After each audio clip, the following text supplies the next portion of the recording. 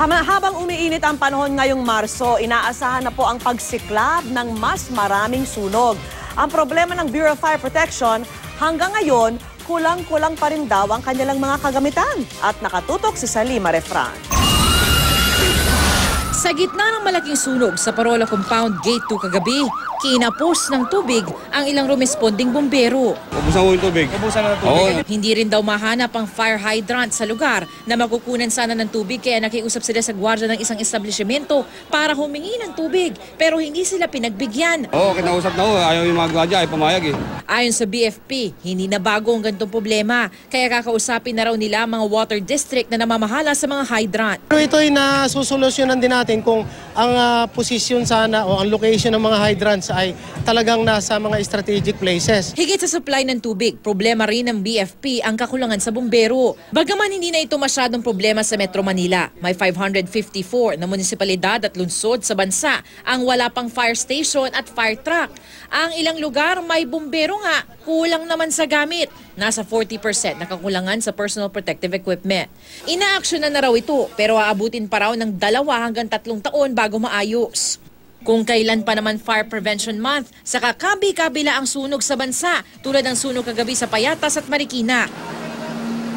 Ang madalas sa sanhi, problema sa kuryente at open flame, gaya ng mga kandilang napabayaang nakasindi, gasera, kalan o sigarilyo. Sakaling magkasunog, payo ng BFP. Okay, wag po tayo magpanik.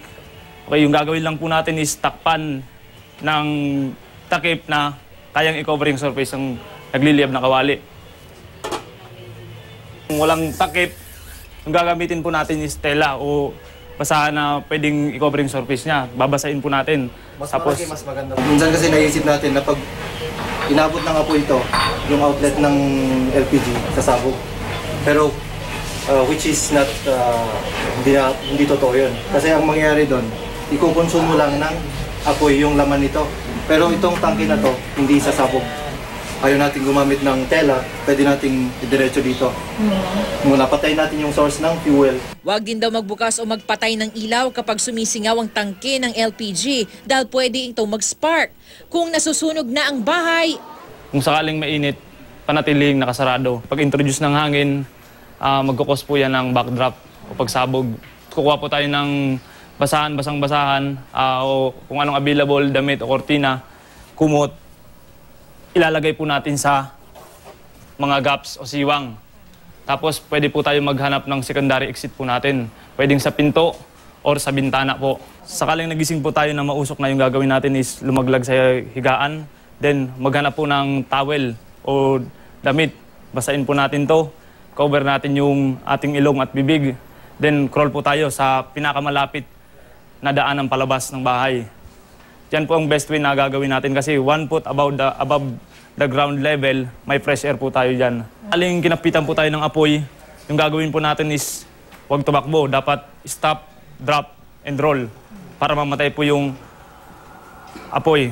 kanina sa kick-off ng Fire Prevention Month, pinangunahan ni Interior Secretary Mar Rojas ang pagtanggap ng 20 emergency vehicles kabilang na ang fire trucks mula sa Japan. Mapupunta ang mga ito sa mga lugar na nasalanta ng bagyong Yolanda. Inanunsyo rin ni Rojas ang pagbili ng 469 na fire trucks na nagkakahalaga ng 2.5 billion pesos. Ganun po ang mukha ng bagong or makabagong Bureau of Fire. Kompleto Ricados. Hindi yung may fire station dito, wala namang fire truck. May fire truck dito, wala namang bombero. Or may fire truck doon, wala namang fire station.